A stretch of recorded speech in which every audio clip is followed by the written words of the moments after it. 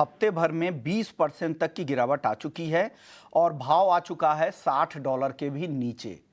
कच्चा तेल लगातार कमजोर हो रहा है और करीब करीब 4.25 साल के निचले स्तरों पर कच्चा तेल ट्रेड कर रहा है। हमारे साथ एक खास मेहमान हैं, पुलकित अग्रवाल हैं, S&P ग्लोबल कमोडिटी इनसाइट से। पुलकित, बताइए आप लोगों की एनालिसिस क्या है? क्रूड में और कितनी गिरावट? लगातार गिरता ही जा रहा है कच्चा तेल।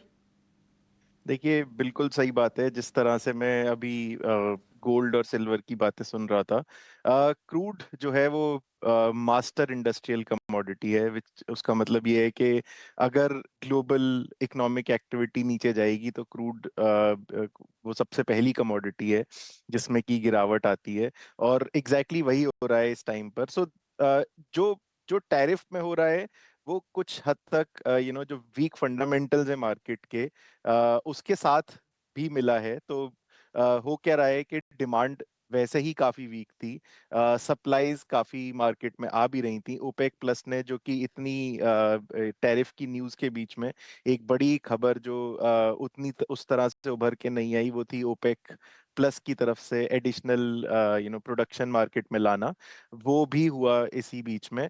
तो ये एक ये एक मिक्स ऑफ इवेंट्स है, एक फ्लॉक ऑफ ब्लैक स्वॉन्स है जो इकट्ठा हुआ है, जिसकी वजह से क्रूड में इतनी बड़ी गिरावट देखने को मिली है।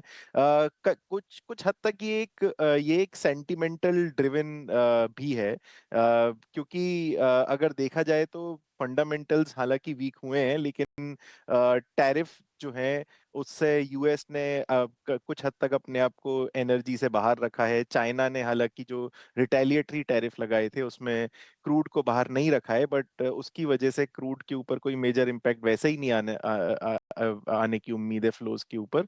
तो ये काफी एक सेंटिमेंटल ड्रिवन चीज है। मार्केट्स बहुत फ्लूइड हैं।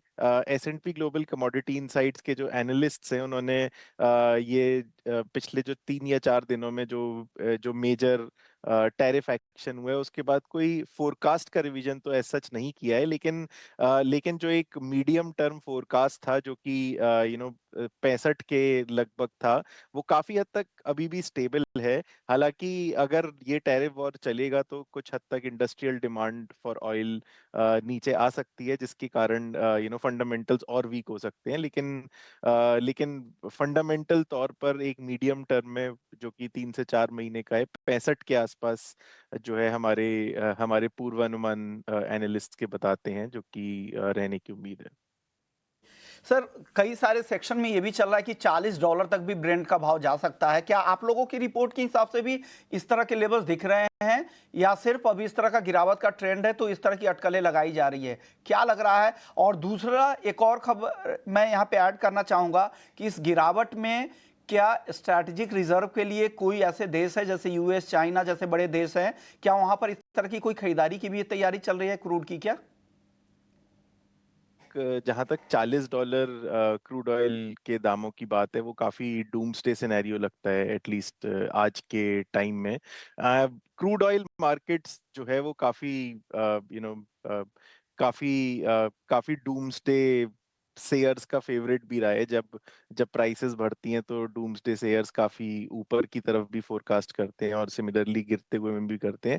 40 थोड़ा मुश्किल है, हमारे एनालिस्ट भी 40 तो फोरकास्ट नहीं कर रहे हैं, अनलेस कुछ मेजर हो जाए, अनलेस सऊदी अरेबिया जितना ऑयल प्रोडक्शन 3-4 साल से रोके रखा है वो पूरा का पूरा इकट्ठा मार्केट में उतार दे, जिसकी उम्मीद एटलीस्ट अभी तो बहुत कम लगती है। तो 40 टफ है, हमारे एनालिस्ट के हिसाब से और मार्केट की रीड्स के हिसाब से। जहां तक बात स्ट्रेटेजिक रिजर्व की है, तो देखिए, ये जो क्रूड ऑयल में जो गिरावट आई है, ये एक बहुत ही सडन टाइम फ्रेम में आई है, 3-4 दिनों के ड्यूरेशन पे आई है। जो फिजिकली क्रूड ऑयल खरीदा जाता है वो उसका एक थोड़ा लंबा प्रोसेस होता है, उसके लिए काफी लॉजिस्टिकल प्रिपरेशंस करनी होती हैं। वो आज की डेट के लिए नहीं खरीदा जा सकता, उसके लिए एक एक एक टाइम फ्रेम होता है। तो ये अगर अगर ये जो गिरावट है ये काफी हद तक, काफी दिनों तक सस्टेन करे और भी नीचे जाए, तो शायद ऐसा सुनने में आ सकता है। फिलहाल तो स्ट्रेटेजिक रिजर्व को लेकर के कोई कोई पक्की खबर एटलीस्ट हमारे संज्ञान में तो नहीं आई है अभी तक।